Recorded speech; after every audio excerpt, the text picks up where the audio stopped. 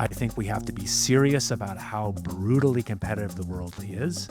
And I think the idea that we should just hope that if we just have fair competition, everything will work out is unrealistic. I think we do need government at the federal or provincial level making some big bets.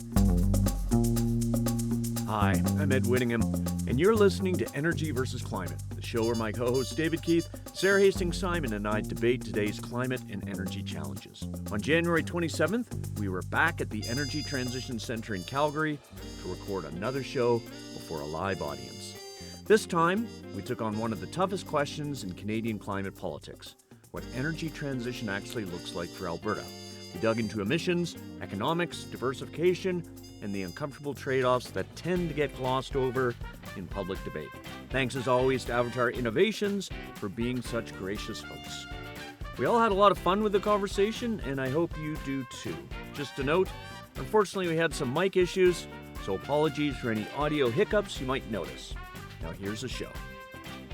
Thanks so much, Kevin, and thanks to your whole crew for hosting us again. As you'd mentioned, this is the third consecutive show that we've done. Can't say annual because of our complete disorganization, given Sara's absence last year. We weren't back last year, but we're committed to making it an annual. And it's great. You were just worried you wouldn't get enough people since I wasn't there. Sara, we're nothing without you. Without you, this band doesn't run. We're gone. Well, I do notice that David and I are wearing name tags and Sara not, because Sara obviously assumes that people will just know who she is. I need a little ego boost because my kids are doing like an energy unit in school right now, and they were sitting in the other room like studying for their test, and they absolutely refused to let me tell them anything about energy. We got a combination of sort of fandom, but also I got an ego crush on Sunday because Ed and I were on a backcountry skiing, and we were doing the up track with some other Albertans who we were chatting with and their dog, chatting with the dog too, had these cool boots. But anyway, then one of them turned around and said, like, I recognize your voice from Energy versus Climate. But he recognized Ed's voice. He had no clue who I was. He practically went up to David and said, "And you are?"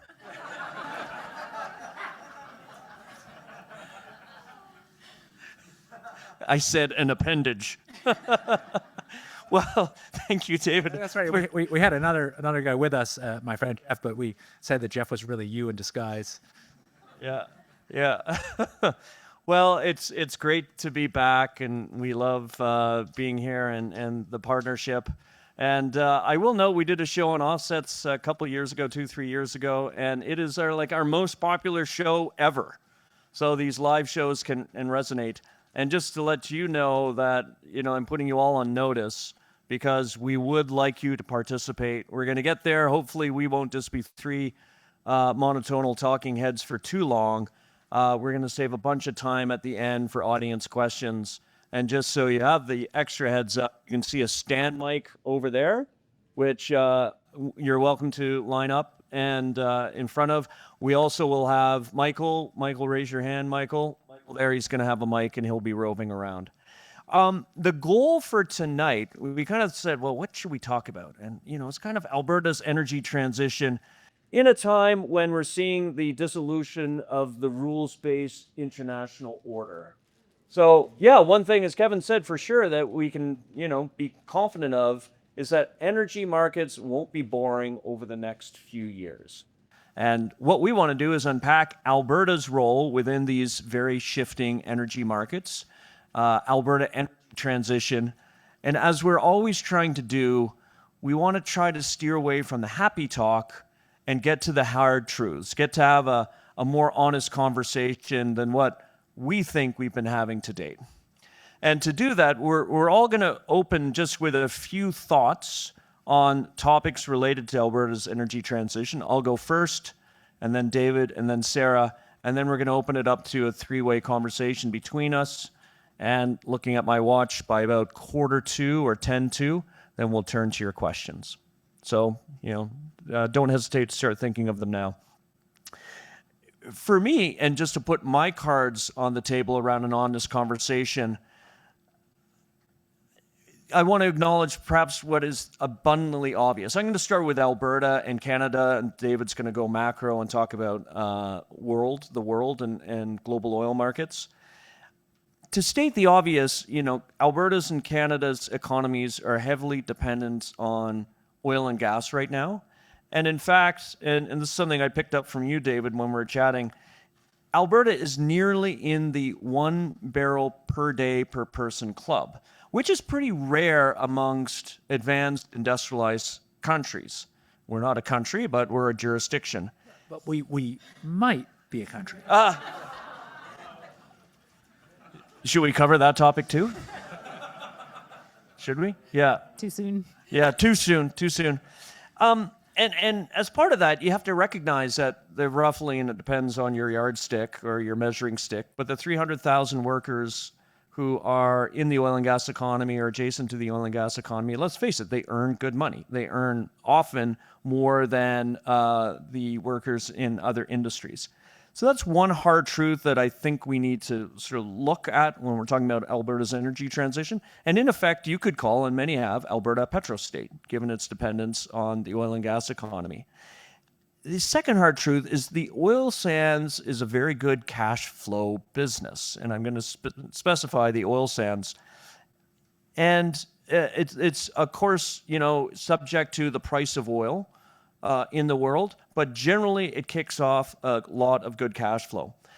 And we as Albertans, we're very accustomed to the public revenue that it generates. And frankly, as Albertans, we appreciate the good schools, the good hospitals that we have, in contrast to a bunch of other provinces in the country. You can tell when you drive out of Alberta and get into other provinces when you see just the difference in the road quality. So I think those of us as Albertans, and just to be very specific and crass about it, we want to keep the standard of living high, like what we have here, relative to what you might experience in, say, Manitoba or one of the maritime provinces. And that's a selfish thing, but that really comes off the back of the oil and gas economy. And as part of that, diversifying away from oil and gas and generating the same level of wealth is going to be difficult.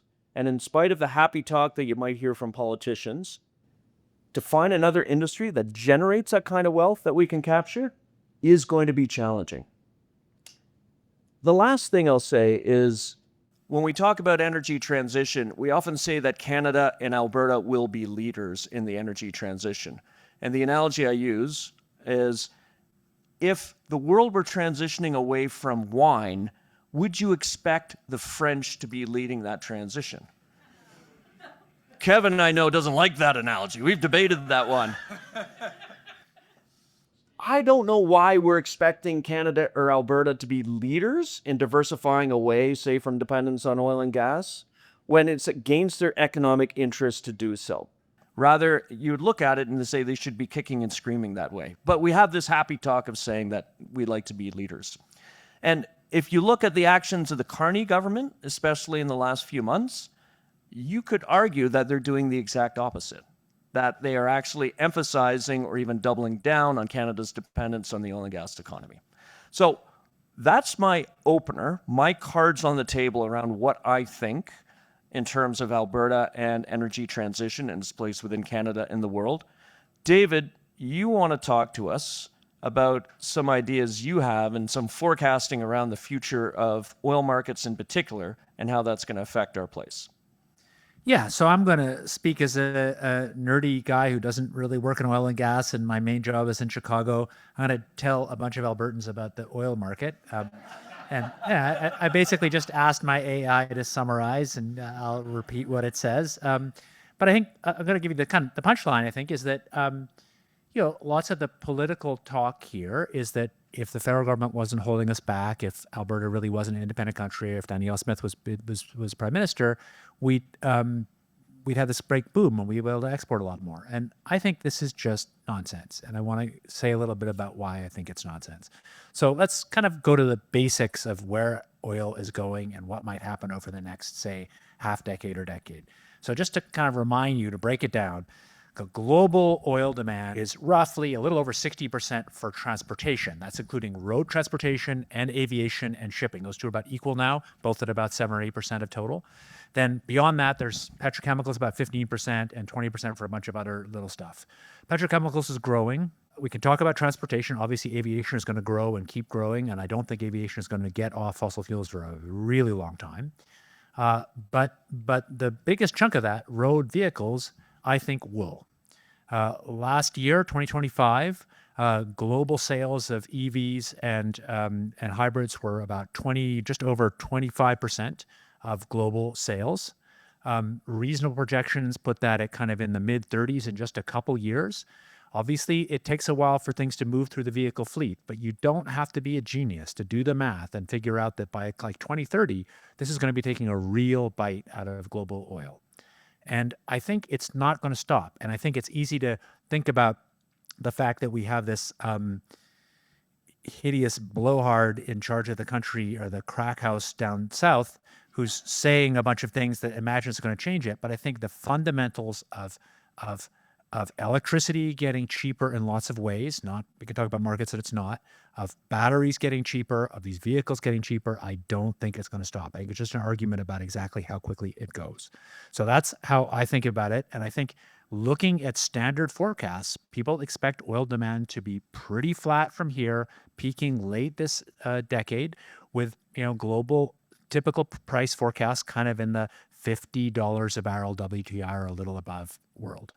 And so my understanding, again, this is what my AI tells me, somebody may tell me I'm totally wrong, the operating costs of Alberta oil sands are of order 20 to 30, depending on which business it is. So those guys can keep making money for Alberta with their existing assets for a long, long time. It's going to be a very long time before oil prices are below that. But the cost you need to build new investments is more like $70 or so. And people know much more than me on a WTI basis. And I just don't think there's any world where that happens in a sensible way. Plus, it's relatively high carbon oil. So it's both high capex oil and it's high carbon oil. I want to end with the fact there's lots of talk about the idea we're going to do CCS projects. I was the only academic, a bunch of other business people on this original federal panel and provincial panel that kind of recommended a bunch of this stuff for CCS in Canada. But I have never been convinced that putting a bunch of money into CCS in the oil sands makes any sense. From the point of view of an Albertan, it's not going to do three things. It's not going to fundamentally protect the oil and gas revenues that we need to keep Alberta going while we transition to something else. It's not going to transition to something else because it doesn't build any value add that we can sell to somebody else in a meaningful way. And I don't think it does much to emissions, because in the end, emissions in the oil sector are really driven fundamentally by changes in demand. There's plenty of supply. So I just don't get it, and I would like to have a conversation about it. So, David, I'm thinking of the durable chunks of the industries that are dependent on oil and gas. And you're right. I think aviation is one. I think petrochemicals is another. I think freight would be a third. But I also wonder about mobility in emerging markets. And I tend to think that two things happen. Climate activists tend to underweight the stickiness of oil and gas infrastructure in emerging economies, in the same way that I would say energy nerds tend to underweight how quickly economies can flip, or economics can flip with electrification. Both are assuming sort of single growth curves where it's a portfolio. But I want to go back to, I want you to convince me and people here that emerging economies will really choose electricity for their mobility instead of staying rooted in oil and gas. Who knows? I want to hear what Sara has to say on this. But one obvious question is, how could the forecast I said be really wrong? I think one way it could be really wrong is that especially the places that have growing demand, like Africa, really get their political act together and do much better. So if Africa suddenly transforms and there's really rapid growth, that'll change the carbon trajectory and the oil and gas trajectory for sure. But I think it really has to be that. China looks like it's kind of peaked. India's going up, but North America and Europe are going down. This is all oil demand. It's really hard to see, unless Africa suddenly gets it together, that it's going to change. I was somebody who was the skeptic, as many of you listen to this podcast know, of how quickly either batteries or solar would go. But the answer is they are just going incredibly fast. I've been to India. I'm doing much stuff in the Indian government now, talking to people on the ground. There are contracts for solar plus 4 or 6 hours of battery storage that are closing at just a few cents a kilowatt hour. I just think this is, and the battery electric vehicles are flooding into relatively poor countries from China. So I think it's going to happen faster than the energy nerd said, not slower. Yeah, I think I'm more on that side too, right? And I think to take a step back, I think there's a couple of things that are helpful to sort of acknowledge when we think about where this future might go. And one is that we have a lot of sort of truths, or almost let's call them beliefs, about energy that are really shortcuts in our thinking, right? Like the energy system has, to a large extent, behaved one way for the last 100 years, maybe even more than 100 years. Because of that, there are many things that we sort of know to be true that are not really fundamental truths, in the way that like the laws of physics are fundamental truths. And so I think that there is the potential for a lot of blind spots. And I think you also have a situation where there's a little bit of a like the boy who cried wolf, the energy nerds who cried energy transition or something, where there is a tendency to say, okay, we've been talking about this for a while, and yet you look around, the city in downtown Calgary, and you see, some more EVs than you used to, but it's not really striking, right? And I think that we continue to underestimate the way that the transition of a country's development, and sort of development meaning its increase of energy, can look very different when you have these very much lower cost, solar storage, electric vehicles, and so on. I'll give one example, or sort of one data point, and then I'll talk a little bit more about maybe the theory overall. But I just, there's a new report from Ember. They publish all kinds of really cool energy graphs. I don't know if it's just energy nerds that look at them, but I feel like they should almost be front page news. So You're kind of dreaming. Yeah, But right. We can dream, right? But this graph is great. It looks at how the energy mix has transformed for countries as they, as time goes on, as their GDP increases, whatever it is. And so for the US, it traces out, and what Canada was on this graph, but I imagine it's very similar.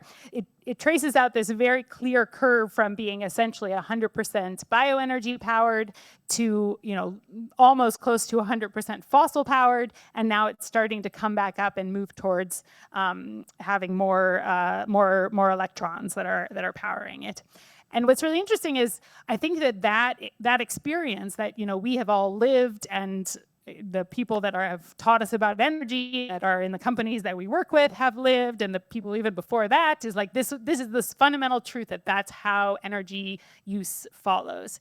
And then you start to look at, now they add China to the graph, and whereas the US hit something like 90% in their, they call it fossil detour, China got to about a 70% fossil dependent system before it started to sort of turn around and move towards the electricity.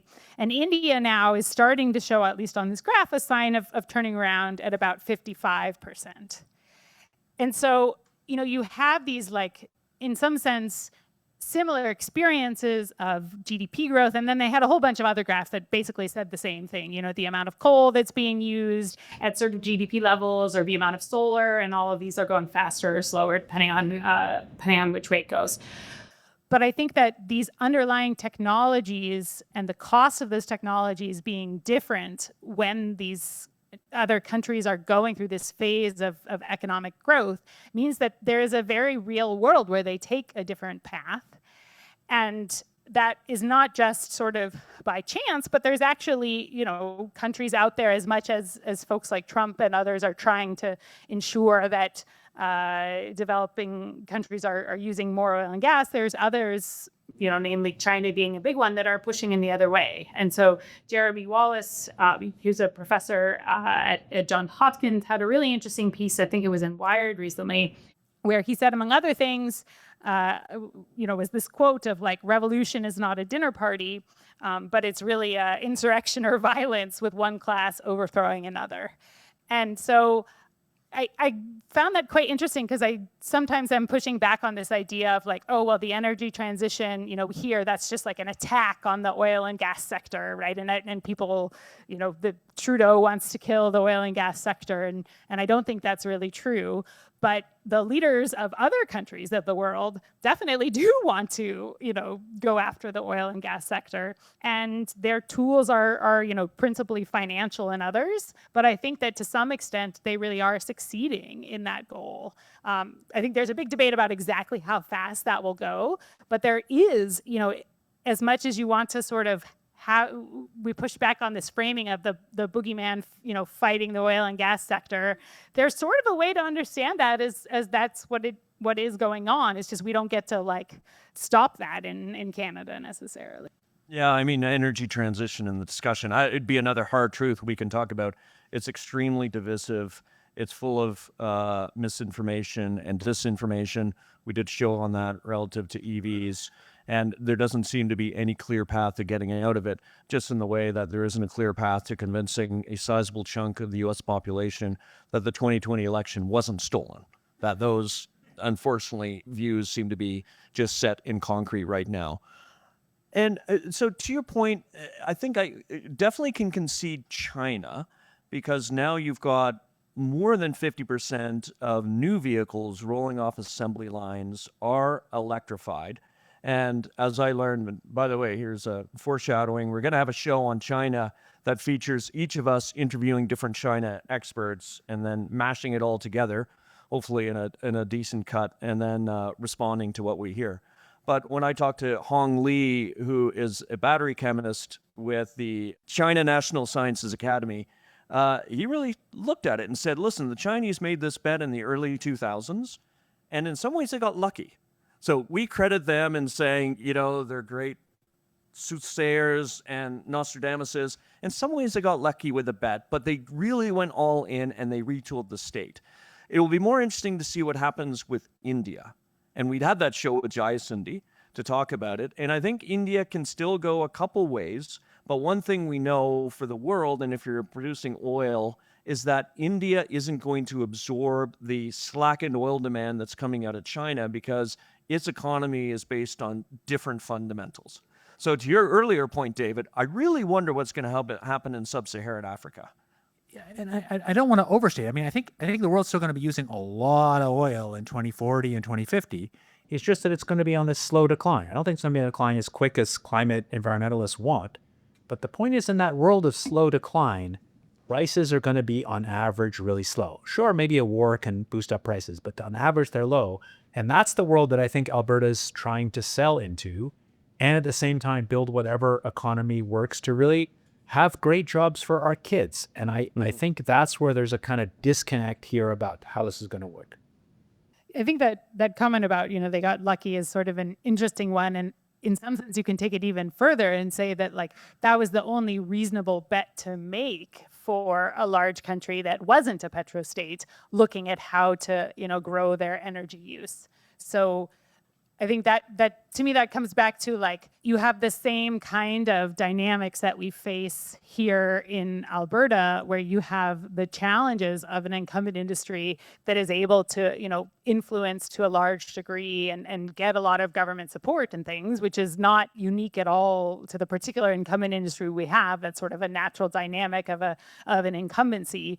And with China, you just had a different setup in terms of, what the incumbents were, who they could have been. So it's almost like it was a lucky bet, but maybe it was more just for them lucky that, it happened to be the thing that they had to back was the thing that, costs came down faster. I want to pick up on one thing you asked about developing countries or commented on. I think precisely because of the dysfunction in lots of countries, like, say, take Pakistan, because the centralized electric power authority is doing a terrible job, that means that all these people are buying, local people are buying small solar and batteries. To be clear, that's not cost effective. If Pakistan was run really well, you do larger solar and you do more gas and so on. But in the actual way that it is run, which is pretty badly, that's what's happening. And that actually means the central grid is going to like lose customers. There's a big reshape coming. And that's true in a bunch of other countries. But the net effect is partly because solar and batteries are easy to site and they're easy to buy, even in countries that are relatively dysfunctional, you're just getting a lot of them. It's going very fast. Excellent. Well, in China, tune in and you'll listen to Hong Li of the National Academy of Sciences and everyone else. It'll come out in a few weeks. So let's then bring it back to Alberta. And I want us to talk about credible paths to Alberta. Let's say it cares about climate. And let's say that, it's going to do its part for Canada to try to meet its international obligations in reducing emissions. It's hard to imagine the oil and gas industry meeting those climate targets and not doing something like curtailing production unless there's a moonshot. But I want you to talk about how can we bend emissions here without breaking the economic base? And perhaps you could talk about what should we do and what should we definitely not do? And maybe the starting point is, to what degree should we take public money? And if we say not all, some of Alberta's oil production and gas production is low carbon. Well, let's say there's a chunk that's high cost, high carbon. Should we be taking public money and spending it on trying to get these producers from the high cost, high carbon quadrant down to the low cost, low carbon quadrant? I feel like I'm leading the witnesses, and hopefully this will come up in questions, but I'd like to hear what you have to say. Yeah, so I would say no, even though, I'm certainly a proponent of government investment in technologies, but there has to be the right reason that you're doing it for, right? So in particular, do you have some kind of future potential where costs will come down or some barrier to making these investments? And without that, it would happen otherwise. And I think I don't see that justification in the case of reducing emissions from the oil sands. As David said, there is cash coming out of this sector, right? So I think the extent to which there, should be money spent on reducing those emissions, a good chunk of that should come from, the revenue from that sector. Now, whether or not that's like actually politically feasible to do, I think I have a lot of doubts. I do think that when we think about, the decarbonization story in Alberta, in some ways it's sort of helpful to separate it out into the story of sort of what's happening with oil and gas and everything else. And so Alberta, I wrote down a couple numbers just to give us some context to discuss. So Canada's emissions from 2005 to 2022 overall went down 8% during that time. So you had more economic activity, but with lower carbon intensity. And a lot of that actually came from decarbonization of the electricity sector across Canada, so closure of the coal plants. I should say this is all coming from the Canadian Climate Institute's 440 megaton report. In Alberta, you had, so Canada 8% down overall. Alberta is actually 8% increase. And that was made up primarily of electricity again, emissions down by about 10%. It's probably more, this was to 2022, so that's probably a somewhat larger number actually if you look out to today because the grid is continuing to change. The oil and gas sector emissions up by 17%. So of course, a huge part of that is just more activity, some more energy intensive, also the SAGD, with some improvements in carbon intensity. And then interesting actually, industry, the rest of industry, agricultural, transportations, and buildings were basically all essentially flat. So I think there's something to break this into two parts that like it makes a lot of sense, I think, and it's part of our, I think, responsibility also to do things to reduce our emissions in those sectors, right? To continue to, which again is largely, not completely, but largely electrifying a lot of uses of energy. So whether that's transportation, whether that's buildings, doesn't mean it's going to 100% overnight, but moving towards that and producing electricity with lower emissions. I think those are things that we both have a moral responsibility to do. I think in many cases they also probably make sense, if you do them in the right way. Either they're cheaper or they can be more comfortable or there's all kinds of different reasons. And then there's the oil and gas elephant, literally, of the size in the room, where, you know, we can talk about what makes sense, and then what also is politically possible, because I think we have to face that too, right? As much as I would love to say, let's have a, you know, cap on oil and gas emissions, I hear that's not particularly popular. I wonder why. Although, Sara, you and I kind of worked on it with the Alberta Climate Leadership Plan, and I thought it was a great tool. But sorry, just before you jump in, David, just because you talked about subsidies and just put public investment, put a fine point on it. Would you say there shouldn't be investment tax credits for decarbonization in the oil and gas industry? And if you're saying there shouldn't be investment tax credits, because that's avoided tax revenue, should there be investment tax credits for things like clean tech manufacturing and the renewable electricity industry? So I think you could, I'll say a couple things. First, I don't think there should be, you know, 75% of the value tax credits, which is sort of what some people are talking about. You know, 72. Okay. In Alberta, but only when it's stacked with a provincial tax credit. You know, should there be 10% or something like that? You know, I think there's more room for discussion on both. I mean, interestingly, the electricity sector, a lot of the big development of wind and solar that we saw happening in Alberta happened before the renewable tax credits that the federal government came in and put in place. So, you know, I'm sure that my friends in the renewable sector would like to have those, and probably don't like what I think about that. But yeah, just, is that really needed? Or, you know, I think that if you're going to have some tax credits in the energy sector, then you should make sure that you're building a level playing field. And I guess my preference for that playing field is pretty low. I obviously care about emissions. I've worked on climate my whole life, but I think Alberta's problem is to manage emissions in some way that's kind of reasonably responsible, which to me means focusing on reducing emissions in the normal Alberta economy, leaving kind of oil sands aside, which are a separate thing connected with the global oil business, and then finding a way to build a successful value-added businesses in Alberta that will make this economy work over decades ahead, where it's not going to be oil and gas. And to be clear, when I say not oil and gas, I think, say, 2 decades out, there's still going to be a bunch of oil and gas production, but it's going to be declining. And that means less skilled jobs, because it's just kind of like an OPEX play where you're grinding it out, and there's going to be people working hard, but employment, especially high value employment, will be going down. And in that world, Alberta really has to think about what it's going to do. And we have this huge skill set with both business skills and engineering skills and trade skills and lots of things that make this province great.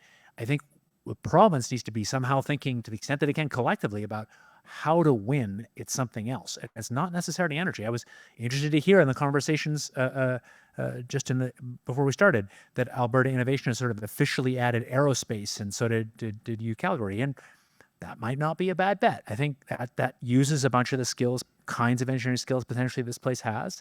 I think what worries me is the idea that we're going to put a bunch of that effort into trying to reduce the emissions intensity of oil sands in a way that just doesn't, in the end, build an Alberta future that we need. Because in the end, CCS and oil sands is a niche market, more or less niche to Alberta, unless Venezuela suddenly builds its oil sands, which doesn't seem likely.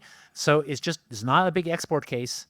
And you know, if people can do it reasonably cheaply and reduces emissions cost effectively, great. I'm not against doing it. I just am against it being a central play. I see Kevin Krauser, he's biting his tongue to the point where blood is streaming down his mouth.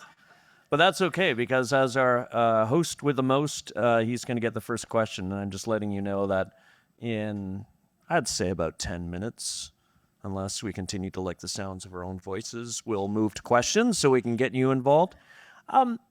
David, to your point, I wonder if we should be really focused on capturing as much wealth as possible from, and I said off the top that the oil sands is a high cash flow generating industry, not just the oil sands, but those industries, capture as much wealth as possible, and then to take that and sort of really bet on, you know, what are the next, on economic diversification. I know we should actually define economic diversification, but that can be in Alberta. We all talk about critical minerals. We talk about advanced plastics. We talk about healthcare. batteries, agri-food, agribusiness. There's a whole bunch of different things.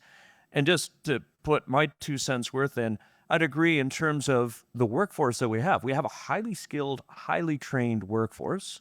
And hopefully I'm not succumbing to happy talk.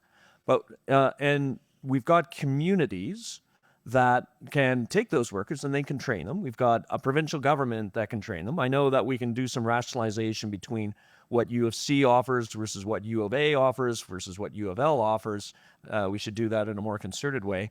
But generally, we've got these tremendous assets. Don't forget SAIT. I'm now the proud father of a kid who took machining at SAIT. Yeah, absolutely. Yeah.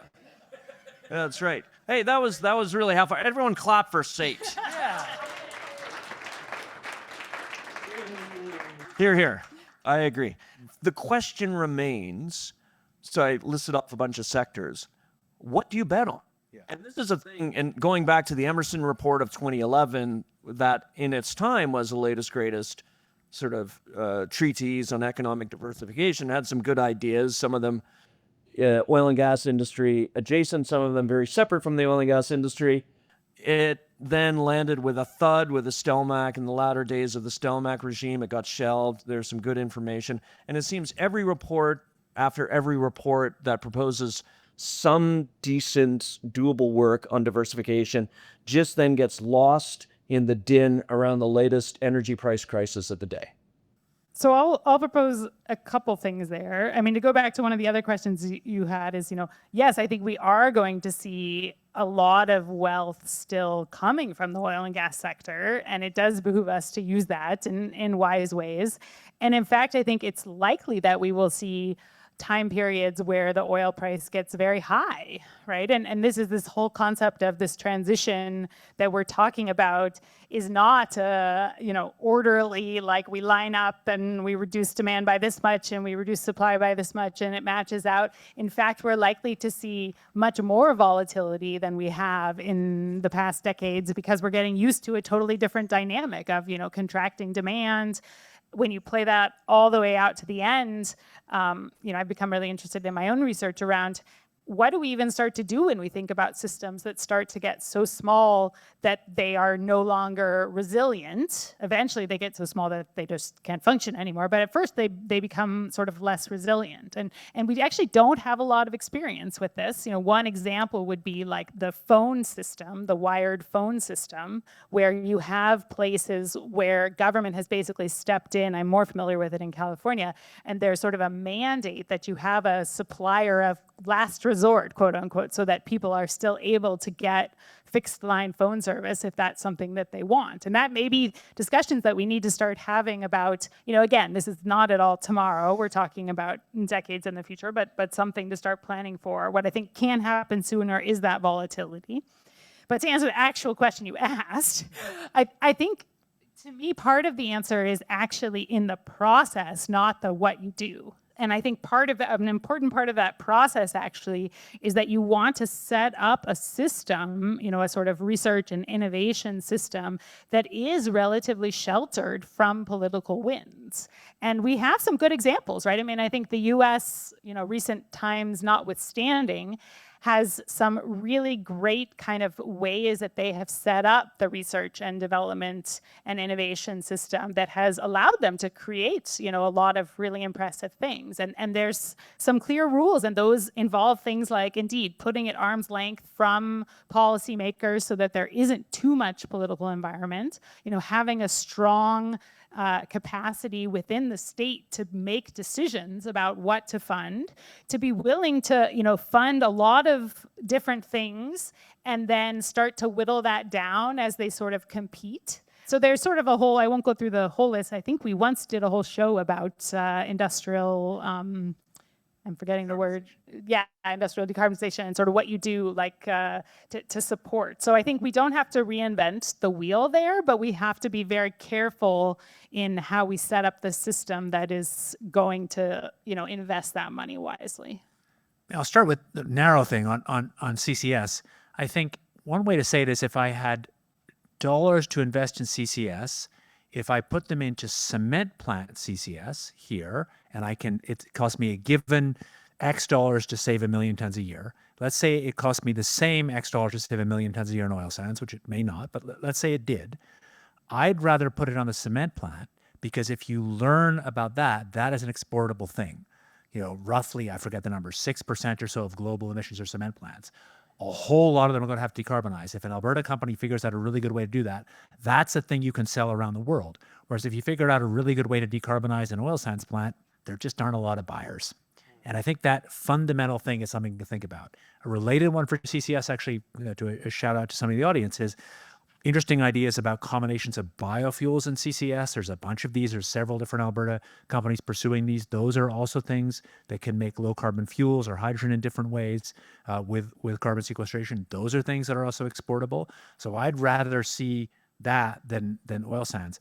As to what outside energy sector Alberta should do to successfully diversify, I'm not the right person to ask. I think the obvious thing is, we're not living in the same rules-based international order we were before. And I think we have to be serious about how brutally competitive the world is. And I think the idea that we should just hope that if we just have fair competition, everything will work out is unrealistic. I think we do need government at the federal or provincial level making some big bets. How to do that in a way that's reasonably depoliticized, where those bets don't have all the obvious problems that go to making those bets, which is that then you keep betting on the loser after you had it, or it's in Quebec or wherever. I don't know how to fix that problem, but I think if Canada wants to compete globally, either the R&D side or in different industrial sectors, there has to be where you try and put a little poker chips on a lot of things, and then when one of them is working, there's some mechanism to really double down, and on the ones that aren't working, you kill them. Yes, and I agree. Easy to say, yeah. Easy to say, and we still, as far as I can tell, we're nowhere close to where we're actually going to make those bets, and especially with something that's around diversifying the oil and gas industry. What I'd love to do with the time that we have left for us enjoying the sounds of our own voices, and then we'll turn it to the audience, is let's talk about, in an era with a breakdown of the rules-based international order, where, as I said earlier, I think energy is going to become very exciting, and not in a positive way. That we've got despots, we have oil tanker ghost ships, we have Russia flexing its muscles, we have the Trump administration threatening invasion of NATO allies. Like, a bunch of shit can go sideways, and that's going to have big impacts on oil and gas markets, as I read in an almost daily basis when I get my Eurasia group updates. How do the oil sands fare? And let's just kind of, set the table. If it's not going to be, and to your point, Sara, it's not going to be, let's say, a sharp decline in global emissions or global consumption of oil in particular. Let's call it a messy plateau or some sort of grinding tension, where you're going to get to some peak at some point, and let's say it could be this decade, it could be first half of the 2030s, and then you're going to have this plateau, and then you're going to have this gradual decline.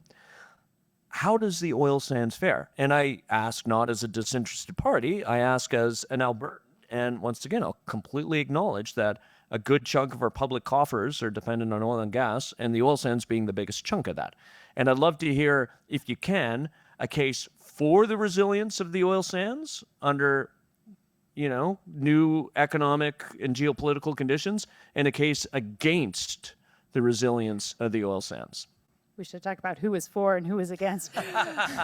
I'll say something. I don't know whether it's for or against, but I think, to me, one of the biggest things that happens, as I mentioned before, when you combine this sort of new world of plateau or declining demand, and then it gets even more amplified by a more disordered and less kind of collaborative world, is the potential for volatility to just go to levels like we haven't seen before. Volatility, price volatility. Price volatility, yeah, exactly. And so, I'm thinking through this live. I didn't prepare thoughts on this, but I think that leads to various things for, a province that is very highly dependent on revenues from that sector, which are then very tied to the price.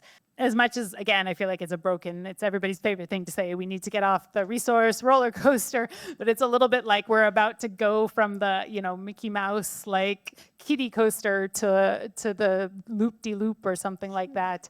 And I think we need to think even more seriously about how, what kind of mechanisms we can use to absorb that volatility, right? Like really like financial mechanisms. And because, as I said, I think that you're going to see, volatility also means times of very high prices, right? And so are we prepared to kind of use the tools that we have to smooth out that volatility in the public finances in a way that is, gets us through that time? And again, I go back to, I think fundamentally a lot of this stuff is about having good structures within government, and good, sort of strong approaches that lead to the right kind of outcomes, is relying less on one individual that's, sitting in a seat, and more on saying, how can we design the system to require, that kind of volatility smoothing? I think that's going to get even more critical in a way that we haven't seen before. I mean, my expectation for Oilsands is they keep kind of grinding along producing, that I don't see a lot of stuff being shut down for a long time anyway, but that I just don't see expansion. And I see them more and more shifting to just operating to try and, minimize op cost and maximize extracted value.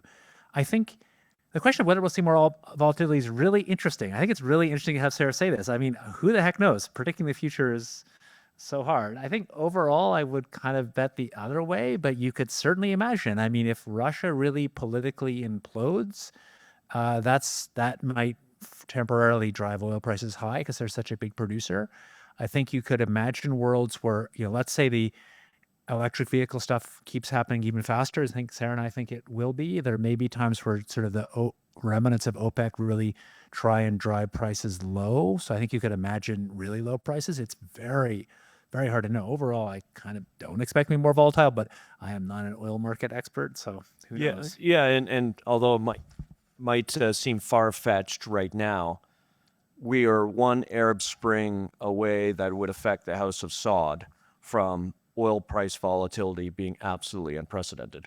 Russia, for sure, that regime falls, the Putin regime falls, and let's all hope for that personally. Yeah. It would be have a huge effect. The House of Saud would just fundamentally remake oil markets. Yeah, I was on a panel many years ago with someone who made the point that the sort of resiliency and reliability of liquid fuels like oil, yes, there's some inherent ways that there is some reliability to it in the way that, it's easier to store than electrons and stuff like that. But there is also, a giant sort of military complex and world order that goes into also creating that reliability. So I think part of my And I think you're right, David, it could go either way, but I think there is a reasonable way of thinking of it that, if that world order gets more volatile, it's going to also hit the kind of systems that create this still relatively steady stream of, trade and balancing. But I think the big point, maybe we're going to turn to the audience a second now, is that I think at least part of the Alberta politics that fundamentally is built around the idea that it's like the Fed's keeping us down. If it was a free market, we could really make much more from oil and gas. I mean, maybe some of you believe that, maybe it's true. But if you really believe it's not true, then we need to somehow find a way to shift the Alberta conversation so we start to have an adult conversation about what Alberta does next, which is not about getting the Feds off our back. It's about actually thinking about what this promise does in a world where the oil market's actually going down. Could just offer my own opinion.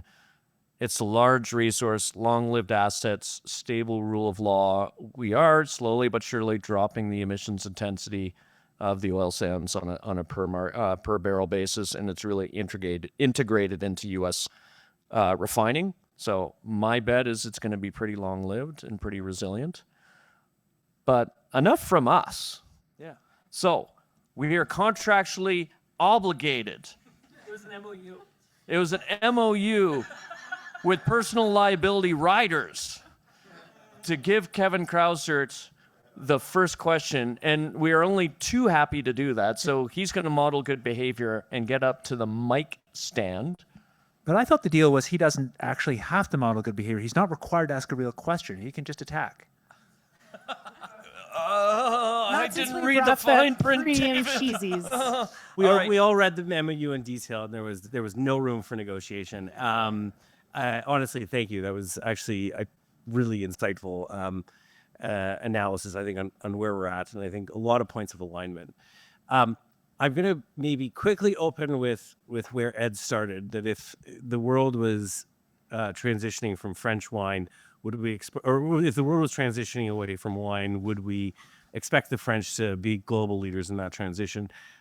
Which, if you actually remember, was you brought up at a point right before we introduced Mark Carney as his first speech after he led GFANS in Calgary. It's an oldie but a goldie. Yeah. And my response at the point was I didn't think the world was transitioning off wine. I thought the world was transitioning to de-alcoholized wine. Whereas actually, I think right now, and what a terrible world that would be. Whereas I actually think right now the world is potentially transitioning from wine to cognac. And I want to make that point around the heavy oil demands and what to me, conversations on oil demand, there's just like, what is that? But let's subset what we're actually talking about, and that's heavy oil. And so there's 10 million barrels of heavy oil produced globally a day. Canada with the largest at 3.5 to 4 million. Next up, you have Russia. After that, you have Angola and Nigeria. And then after that, you have Venezuela. So as I'm saying, not all wine is cognac, not all oil is heavy oil. And what are the uses of that heavy oil? That demand is actually in things like asphalts and plastics and meshes and actually a ton of non-combustion uses.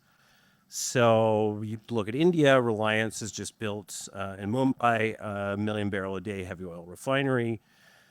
Where are they going to get that heavy oil right now? Hence the MOU, or I don't know if that was an MOU, but the trade deal between India and so the point is not all wine is created the same, just as not all oil is created the same. Second point before I get to my question is, so you've all identified we're in this kind of frightening geopolitical world, and our competitors are some pretty unsavory groups on the heavy oil front. And our oil industry is the most productive economic sector of the Canadian economy by a country mile, measured by amount of labor per hour put in on economic output. We all recognize this is an area we've struggled in because our innovation is struggling. So we've got a pretty reasonable and good sector there. So if we're now at this point of saying we're screwed on our net zero targets, we've got a tool in our toolbox that the world might want more cognac and less wine that we can sell. And the world's not willing to pay another cent for the energy transition. Why wouldn't we actually use this moment to double down on emissions intensity? And that's, I think, where I would push all of your thinking to say, okay, maybe we don't have to spend this much money on it, but maybe we think about what an emissions intensity world actually does look like. And then that starts becoming a race we can win in a world where we're not talking about whether we're in a 90 million barrel or a day scenario by 2050 or a 140 million barrel day scenario. But I think we all agree we're not in a 30 million barrel day scenario. And if we take that logic and we apply it to natural gas, we win every day of the week without a dollar of subsidy. So why wouldn't we send our investment banker across the world to go and sell that mission? And it gives us a fighting chance on the next wave of technologies. I have a couple of thoughts on that. I think it comes to me, a big part of it is like, is it who's spending that money, or whose money are we spending, and where is that economic benefit going, right? And I think that is a big piece of this that sometimes gets a little bit, I don't know if glossed over is not fair, but as David mentioned, and I think I agree, like there's certainly a world where you can continue to operate the oil sands as a cash cow. And what we see is many companies doing that, right? And providing dividends or doing share buybacks. And so the beneficiaries of that money is not necessarily as much the broad general public of Alberta as we can debate what it should be, but I guess my question that I would turn around and say is like, well, if there is all this money coming out and there is a world where that continues to be a cash cow because there is all this interest and market for it, then why should public money go into this business? If that's part of what should get done, why shouldn't the companies take some of that money that they would otherwise be sending to investors and invest that in building CCS and reducing emissions, which I think is a perfectly reasonable thing for them to do, right? So let me be clear, I'm not saying that I don't think that companies should do that. My question is, what's the need for, or the argument for, a lot of public money going into that versus the money that's coming out of the industry being used in that way? Two thoughts. One, you'd mentioned asphalt, and this one's for Peter Poole. The environmental architect William McDonough, in designing buildings, said in his field, asphalt is thought of as two words assigning blame. Remember that one, Peter? Sorry, I had to throw that in. The other one is, and coming back to pathways, we kind of alluded to it. And pathways, it's been around for a donkey's age by this point, and it's like a big sort of blunt force instrument for reducing emissions intensity. And you would say that's good. However, we seem to be in this perpetual Mexican standoff, like this stalemate, and we remain in this stalemate in that you've got the companies who say, well, you really have to pay us to do this, or give us this unrealistic carbon price. We didn't talk about carbon price, but get up to $130 effective carbon price, and then we'd look at it and it's going to be cheaper to do that than it is just paying carbon penalties. Or we're going to stand here and not do anything. And this is why and as a booster for CCS back in the day, back in 2008, when we had David Keith come in and we did when I was at the Pembina Institute, and David came in and he was our keynote and we were excited. And yet we still haven't seen the progress, aside from a great project like Quest, which I think is a terrific project. And partly I think it's because for shareholders to ante up some portion of what they think companies should invest in order to drive down emissions intensity, then they have to think that the world is going to get serious about climate change. And I'm not convinced that the shareholders actually think the world is going to get serious about climate change. And I would say I'd look at that, and as a climate activist, I haven't worked on the issue as long as David, but I've worked on it for my own donkey's age. You'd look at it in the last 2 years, you would say, why would we ever make that bet? The world is not getting serious on it, so we'll never ante up our share. So therefore, we need government to pay for the whole thing, and government's not going to pay for the whole thing. My donkey's older than your donkey. Considerably. Your donkey is less known on the ski trail than my donkey.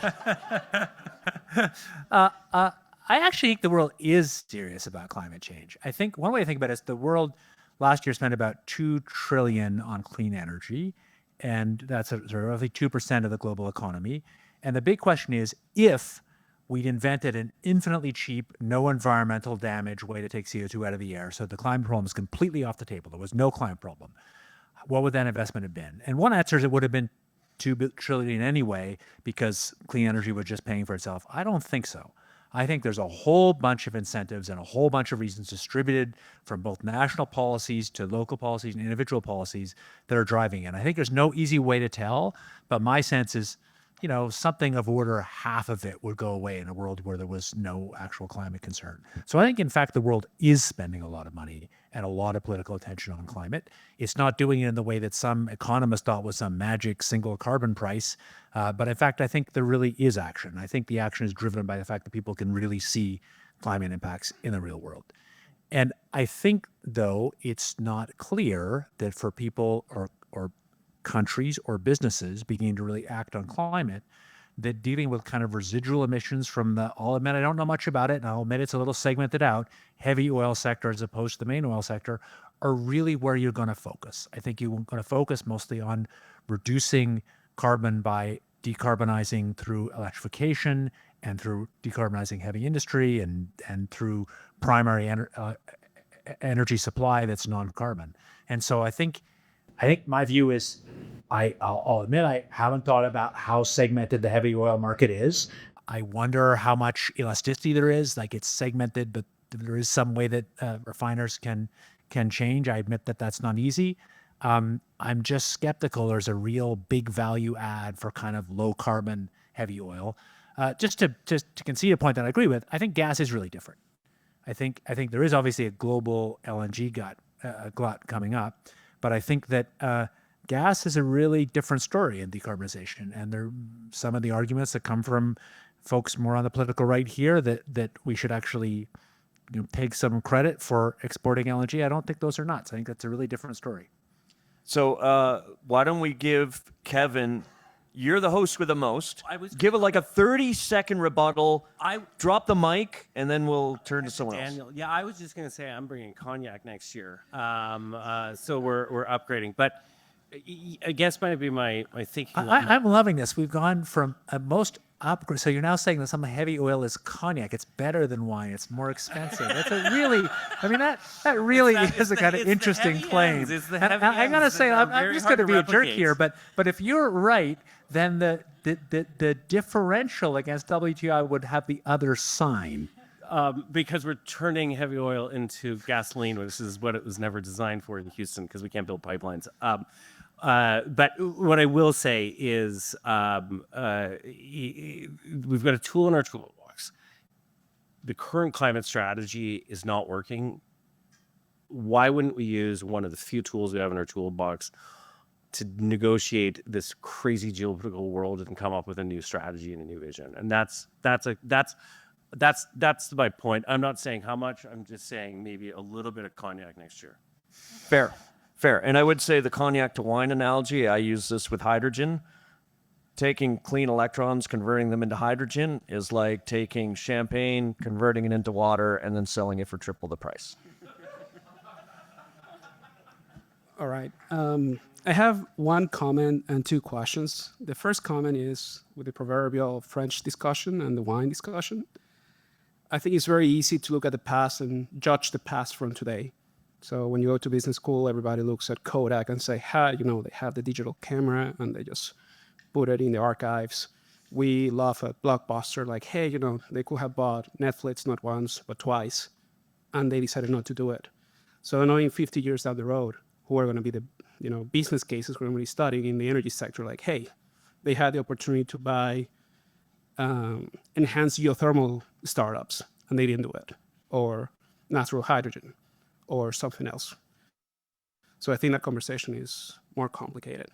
My first question is about what can the Western democratic societies do to be able to match China?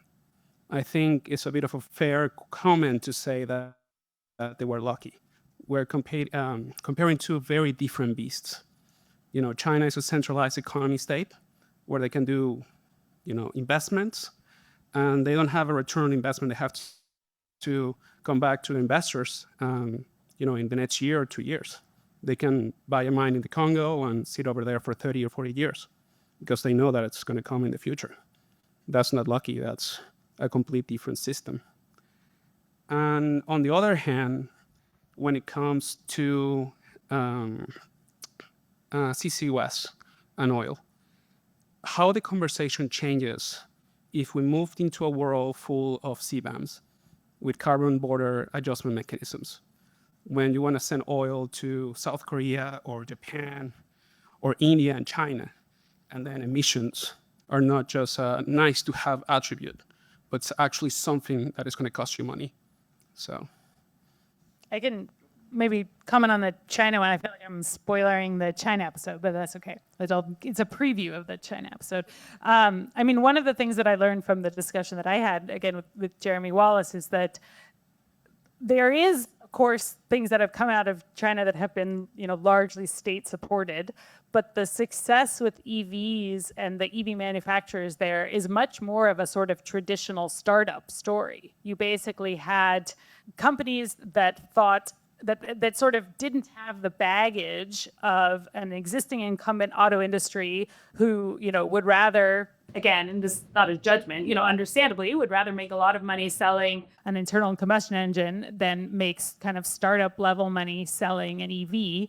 And also who didn't quite have that same view of like what the right size for an auto manufacturer was. So the China EV story, at least as, I sort of understand it now, it's not my area of expertise, but is that you had a bunch of, startups who were like, I look at it at an EV, not like a sort of another version of this like super complex thing that, only big companies are building, but it's kind of like a phone on wheels. And like maybe me and my buddies could get some money together and build that. And then there was some other guys who did it and some other guys, and, we're going to try to get the market share. So we're going to sell that for very, very low profits. Still had to make some profits, but have a very different story. Again, not so dissimilar from certainly some of the startups that we see operating in the Western world. We can talk about whether it's luck or not luck or other things, but it just it was a different playing field that China was facing coming in. They didn't have this sort of investments in the ICE engine and the internal combustion engine where they had to kind of make less profit by selling the new thing. So in some ways, that's almost like the standard, like you talked about business school, that's like the standard creative destruction, challenge story. So maybe it's helpful or not to talk about whether or not that's lucky, but I think it is useful in just thinking about energy transition overall and whether it's about where government is investing or how we sort of plan things, to just remember how much that incumbent industry has a role to play or has an influence about the paths that we take, right? I mean, there's even these concepts of, now I'm going into professor mode, but like path dependency, right? And how we, end up on a certain path that we continue down along. And we can say that that's a challenge, but I think the reason that it's useful to think about that is that it tells us something about where we can go and what kind of tools that we have that we can redeploy in other ways as well too. Yeah, I mean, I don't know how we're going to respond, we, Canada, other Western democracies, to China, but I think it's a real challenge. I think in some ways they're beating us at what a lot of what broadly the West thought of its game. They're beating us, I think, not because of state control, because they're doing kind of capitalist competition better than we're doing it now, and also they're doing adaptive regulation better than we're doing it. So I think part of the reason that they've been so successful has been very effective adaptive regulation. If you look, we all know about batteries and EVs, but if you look a little bit ahead for driverless vehicles, they've got this system that's kind of got not just central state control, but a bunch of city and province level control. It's got a very adaptive system that's allowed, it's not unregulated. There have been serious regulations, but they're different regulations. They've been adapting fast, and they're learning very fast for autonomous vehicles, and they're likely going to win. And it looks like the same is true for drugs now. They're actually finding ways to get drugs through trials. They're real trials with real regulators, but they're doing it in a more responsive way. And I think, a counter argument would be they're doing it obviously in something that's in many ways an autocracy that has less respect for human rights. But I think we need to learn from it. I think we need to learn to make some big choices at the government level, which they've done by sector, but that inside that sector, they allow vicious competition.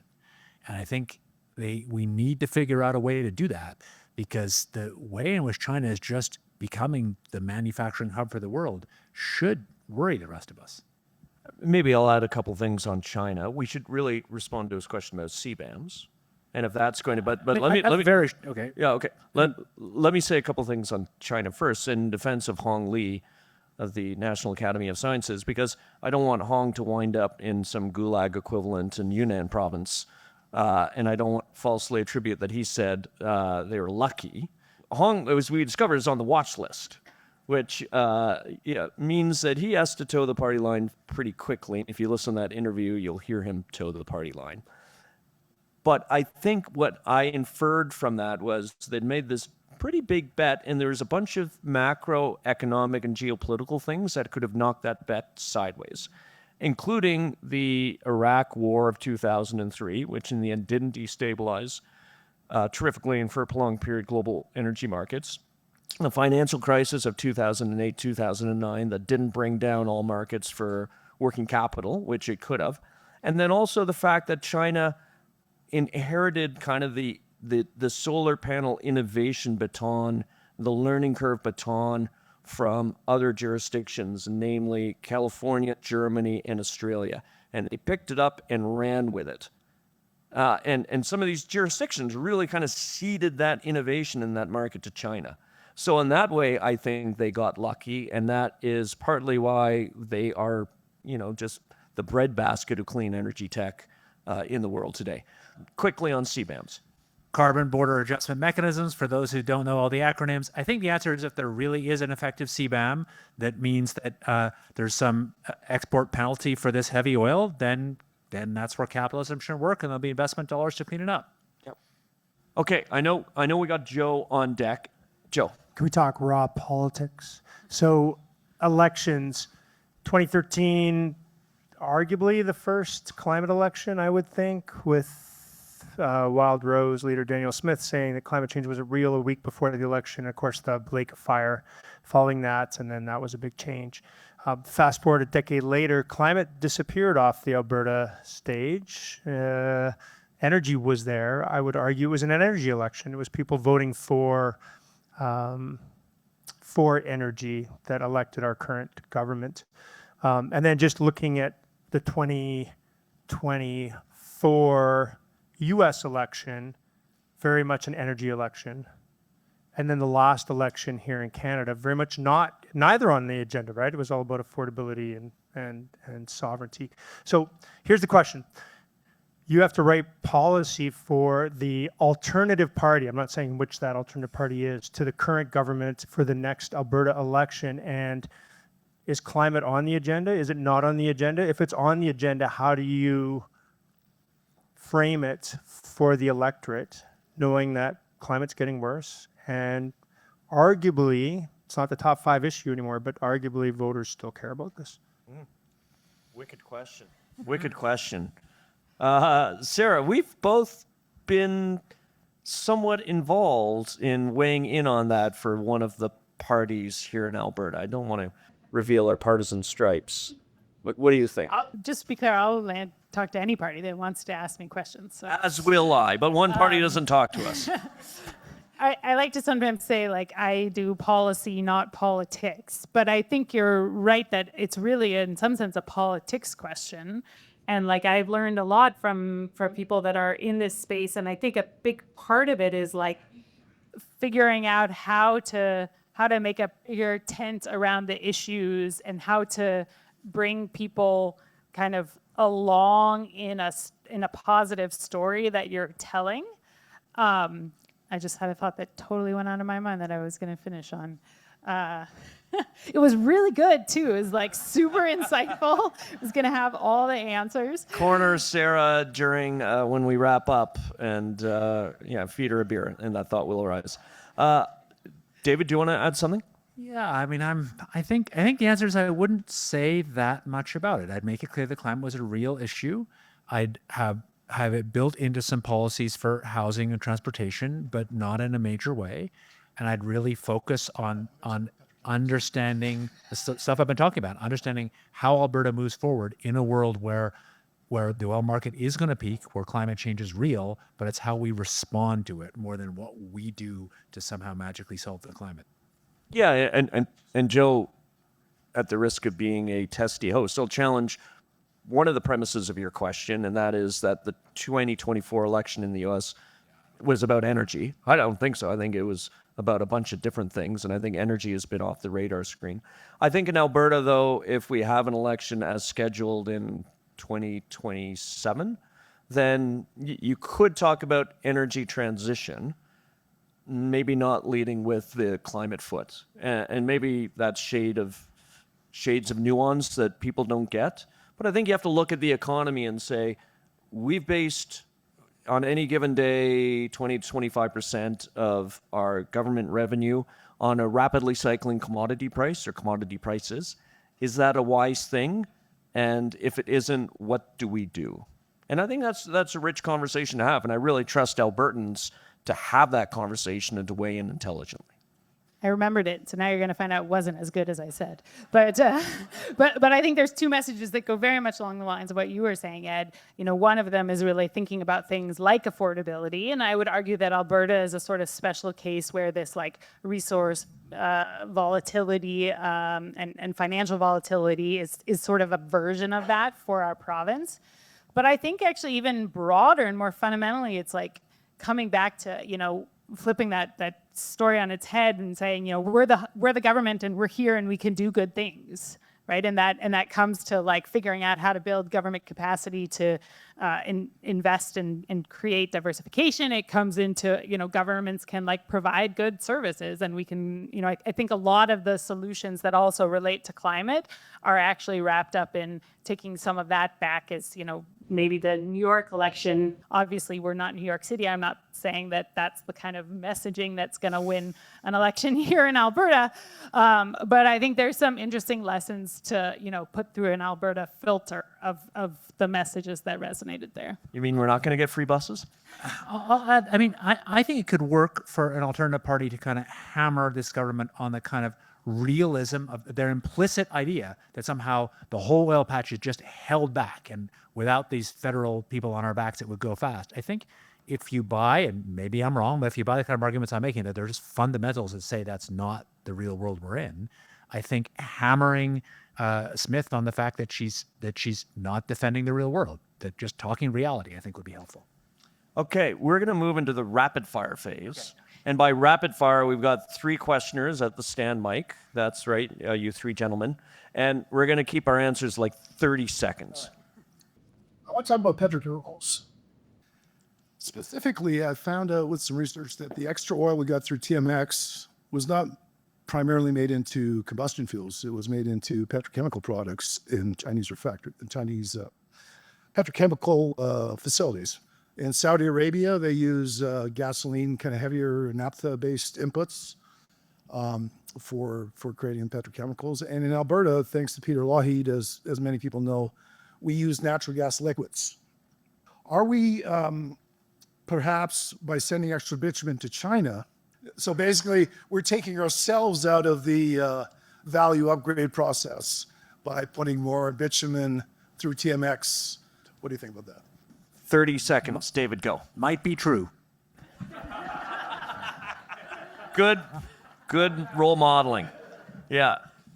I'll answer a slightly different question like a politician, but just say that I think we need to be thinking about the demand side for plastics and other downstream oil products. And this idea of, you know, to some extent, we're responding to demand. We do see a lot. I think there was a failure of an agreement recently around reducing the amount of plastics that were being generated. And I think that is a little bit the next battlefield around demand for oil going forward.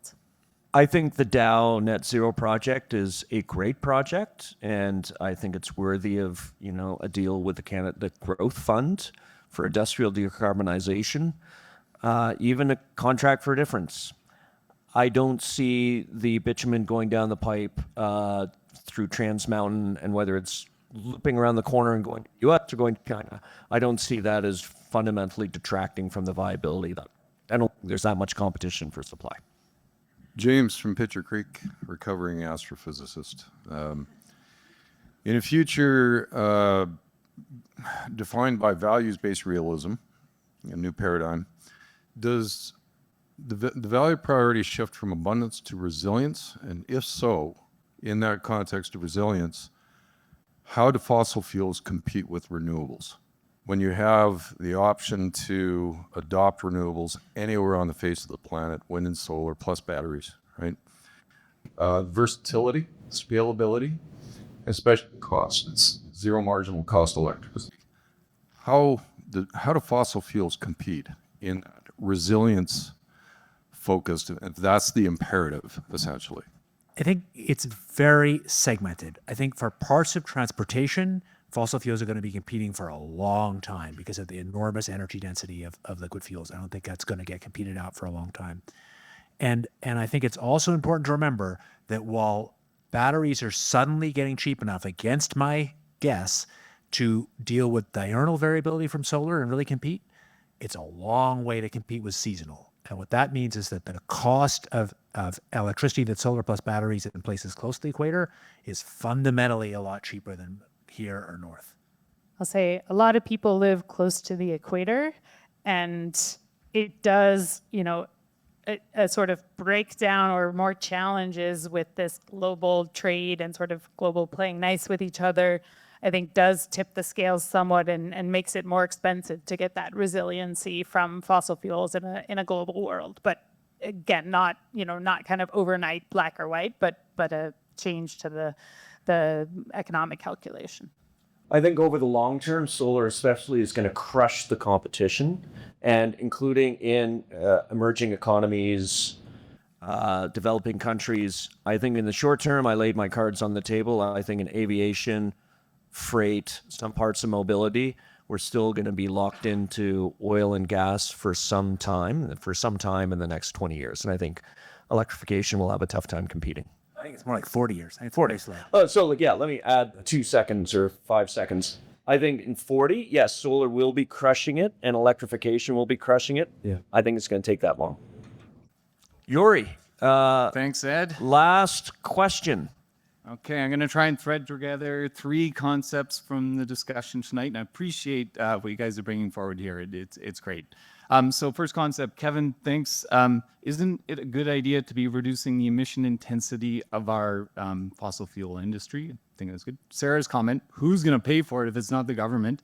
And David's, how do we spread these poker chips around so we can quickly identify who the winners are and then focus those poker chips?